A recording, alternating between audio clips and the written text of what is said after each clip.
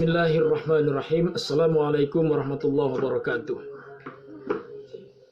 Tidak pernah berhenti upaya-upaya yang dilakukan oleh berbagai pihak, baik yang berada di luar pemerintahan maupun yang berada di dalam pemerintahan sendiri.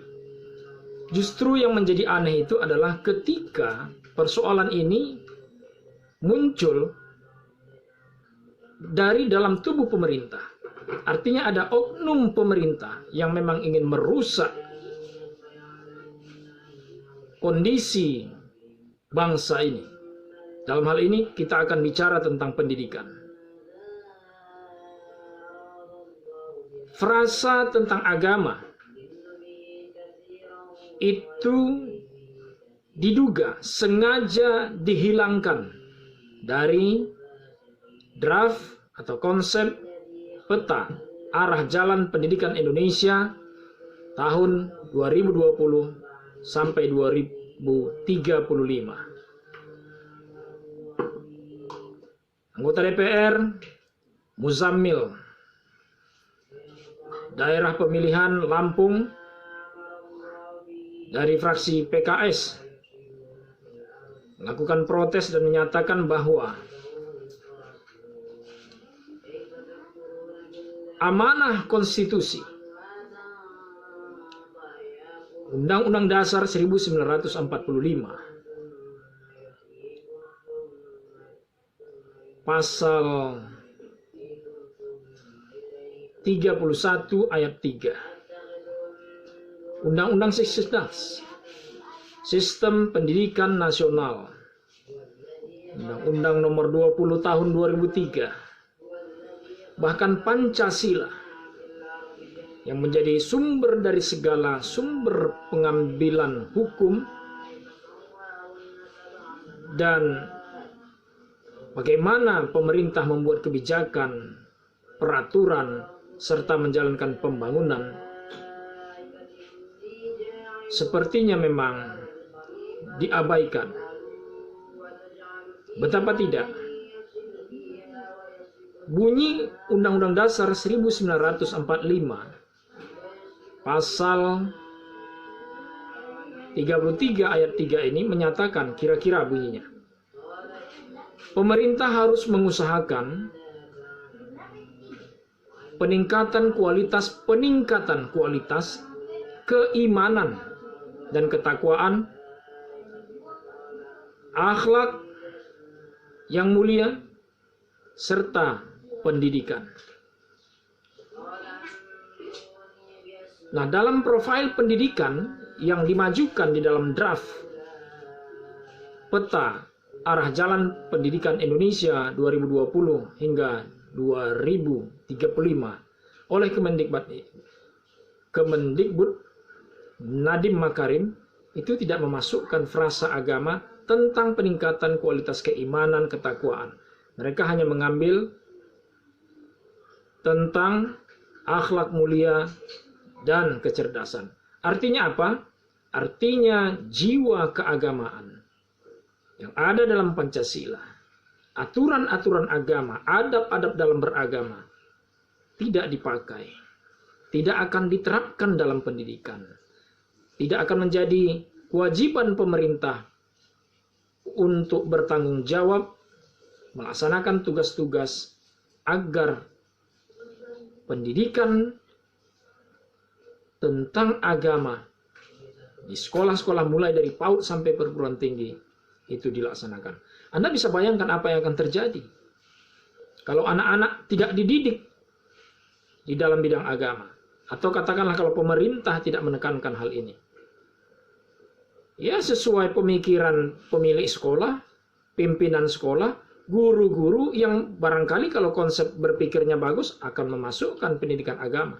Tapi kalau cara berpikirnya non-agama, habislah anak didik kita. Mereka akan menjadi sekuler. Mereka akan menjadi liberal, menjadi hedonis.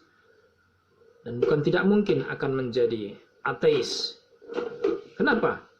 Karena faktor agama tidak lagi menjadi sesuatu yang diajarkan di sana. Mereka tidak lagi akan mengenal agama. Mereka akan berpacu tentang bagaimana meningkatkan ilmu pengetahuan dan mengejar megahnya kehidupan dunia yang sebenarnya semua akan kita tinggalkan. Dan belum pasti semua anak didik itu bisa mendapatkan kenikmatan hidup di dunia ini. Belum tentu semua orang yang sekolah itu jadi orang kaya. Belum tentu bisa merasakan hidup enak, belum tentu. Tidak ada jaminan. Fakta sampai hari ini, pemerintah Indonesia masih kelabakan dalam menyediakan lapangan kerja. Anak-anak terlantar masih banyak. Anak-anak kekurangan gizi masih banyak. Oh, mungkin kita ingin melihat luar negeri. Luar negeri itu ya luar negeri, Indonesia ya Indonesia. Tapi kita bisa bercermin dari sana lalu membuatnya di sini. Betul, tapi kita meyakini bahwa agama adalah faktor penting dalam kehidupan berbangsa dan bernegara. Oleh sebab itu penting ditanamkan sejak dini. Jadi yang menjadi kecurigaan kita sekarang, mengapa frasa itu dihilangkan? Analisis kita mengatakan adalah bahwa memang pemerintah ingin memisahkan kehidupan agama dari kehidupan dunia. Dan itu caranya adalah dengan pemerintah tidak mau lagi mengurus urusan agama ini. Padahal kita belum siap untuk mengurus agama ini tanpa dipimpin oleh pemimpin yang memiliki power. Power itu hanya ada dan legal kalau dilaksanakan oleh pemerintah. Pemerintah juga tidak bisa melaksanakannya kalau tidak ada undang-undangnya. Nah, ketika Undang-Undang Dasar 1945, Undang-Undang tentang Sisdiknas, Undang-Undang Nomor 20 Tahun 2003 mengamanahkan itu, ternyata frasa agama tidak kita temukan dalam peta arah Jalan Baru Pendidikan Indonesia 2020-2035 yang diajukan oleh Kemendikbud kepada DPR. Mau dibawa kemana anak-anak kita? Mau dijadikan apa mereka? Bagaimana masa depan Indonesia ke depan? Mereka tidak akan lagi dilandasi oleh nilai-nilai agama. Yang ada dalam pikiran mereka adalah dunia, uang, makan enak, tidur enak. Ketika mereka bekerja, mereka tidak akan dibimbing oleh ruh agama. Mungkin orang akan mengatakan, ada negara yang tanpa agama mereka sukses. Mereka punya keyakinan bahwa negara mereka memang negara yang tidak mengakui adanya agama dan tidak mengakui adanya Tuhan. Berbeda dengan kita.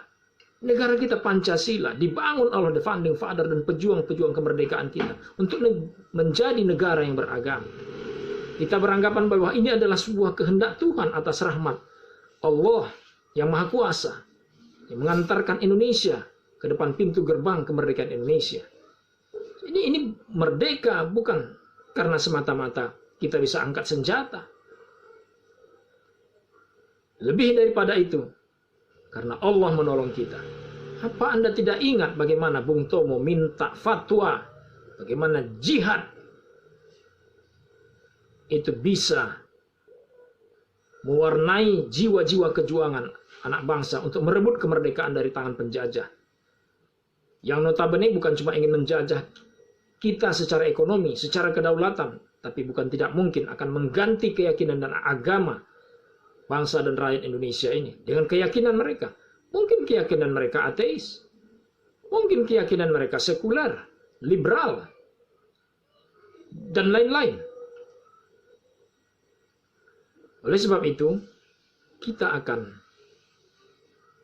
melawan kehendak yang tidak sesuai atau bertentangan atau mengkhianati Pancasila, Undang-Undang Dasar 45, Undang-Undang Sisdiknas, Undang-Undang Nomor 20 Tahun 2003. Menjadi kewajiban kita untuk mempertahankan ini. Salah satu caranya adalah, wahai anak bangsa, jika engkau adalah orang baik, orang benar, jangan biarkan dirimu, agamamu, negara ini jatuh ke tangan orang-orang yang ingin menyingkirkan agama dari kehidupan pribadi, keluarga, bermasyarakat, berbangsa, dan bernegara. Negara ini negara Pancasila. Negara ini didirikan dan dimerdekakan dengan tumpah darah dan pertolongan Tuhan Yang Maha Kuasa. Ingat, kita wajib membela konstitusi dan Pancasila. Demikian, mari kita saksikan video berikut ini dan beberapa kutipan yang saya akan sajikan. Lalu kemudian akan kita bahas ya sekitar 3 menit ke depan, insya Allah.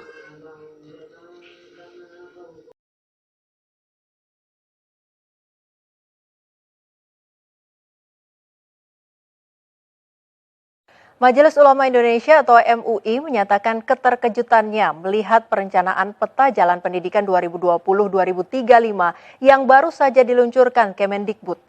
Pasalnya, dalam draft terbaru tersebut, narasi agama dihapus dan digantikan dengan akhlak dan budaya. Padahal agama dinilai penting dalam pendidikan di Indonesia.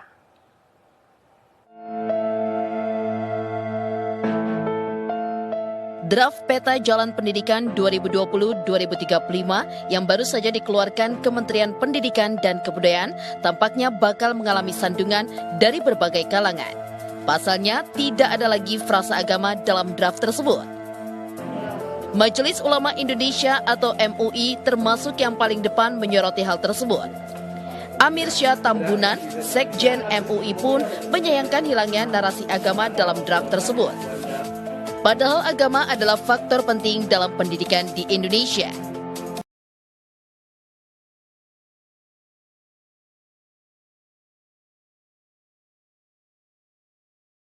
Baik, lalu bagaimana sikap kita sekarang? Sudah lihat perkembangan yang ada? Jangan berdiam diri. Jangan biarkan otak ini kosong. Setiap hari, sekitar 250.000 sel-sel otak ini tumbuh dan mati. Ketika dia tumbuh, apa yang kita lakukan? Tidak kita gunakan untuk berpikir. Kalau dia mati, sia-sia. Lalu kita menyaksikan hari ini terjadi frasa agama. Ini saya harus katakan, diduga bahwa itu bukan merupakan kelalaian yang tidak disengaja. Boleh jadi itu memang merupakan grand design. Kenapa? Karena benang merahnya ini, puzzle-puzzle yang ada ini, kalau dihubungkan satu sama lain, benang merahnya tersambung, puzzle-puzzle-nya akan membentuk satu hal yang mereka inginkan. Coba perhatikan, frasa agama dibuang, peningkatan keimanan ketakwaan. Artinya pemerintah tidak mau urus. Lalu kemudian, ya, berdasarkan keterangan anggota DPR itu, akan dibuatkan perpresnya. Perpres ini sendiri sampai hari ini, kita belum tahu akan berinduk ke undang-undang mana. Apakah ke Omnibus Law? Apakah ke Undang-Undang Sisdiknas? Kalau Sisdiknas tidak mungkin. Karena sudah jelas-jelas bertentangan. Ke Undang-Undang Dasar 45 nggak bisa melompat langsung. Ya, tidak bisa langsung melompat kepada Pancasila. Wah, lebih parah lagi. Ya kan? Pancasila itu kan tidak punya tidak punya undang-undang yang mengatur tentang bagaimana Pancasila itu dilaksanakan. Kita hanya paham bahwa Pancasila itu dasar negara, lalu perbuatan-perbuatan kita harus sesuai dengan Pancasila. Tapi undang-undang untuk mengatur tentang hal itu belum ada. Adapun kemarin rancangan HIP, Haluan Ideologi Pancasila maupun BPIP, justru kita melihat rancangan undang-undang itu mengkebiri Pancasila itu. Di mana ditemukan Pancasila ingin diperas menjadi Trisila, lalu kemudian menjadi Ekasila. Yang muatannya cuma satu, gotong royong. Artinya menghapuskan agama. Di Trisila, dia berubah dari ketuhanan yang Maha Esa menjadi ketuhanan yang berkebudayaan. Kalau ketuhanan berkebudayaan, nilai agama akan hilang. Kenapa? Diintervensi oleh agama. Artinya apa? Budaya akan menjadi lebih kuat, mendominasi daulat agama. Kenapa? Karena budaya tumbuh pada diri manusia yang secara tidak disadari sebenarnya budaya itu dari Tuhan. Tapi itu dianggap sebagai sesuatu yang muncul dari hasil produk manusia. Jadi sesuatu yang datang dari Tuhan itu tidak diakui karena ilmu mereka tidak sampai ke sana dan mereka memang tidak mau sampai ke sana. Kenapa? Karena setan bersama dengan mereka. Jadi kalau agama diintervensi oleh budaya, agama itu akan menjadi samar, abu-abu dan bisa hilang. Orang pasti akan lebih menghargai apa yang menjadi hasil buah pikirnya sendiri. Itulah budaya, budi dan daya. Nah, kalau dari Trisila menjadi Ekasila, yang muatannya cuma gotong royong, Anda bisa bayangkan gotong royong itu tanpa muatan agama, itu artinya kerja, kerja, kerja. Karya, karya, karya. Agamanya di mana? Orang bekerja mencapai kebahagiaan dunia, membangun negara yang besar. Contoh Cina, tanpa agama bisa besar.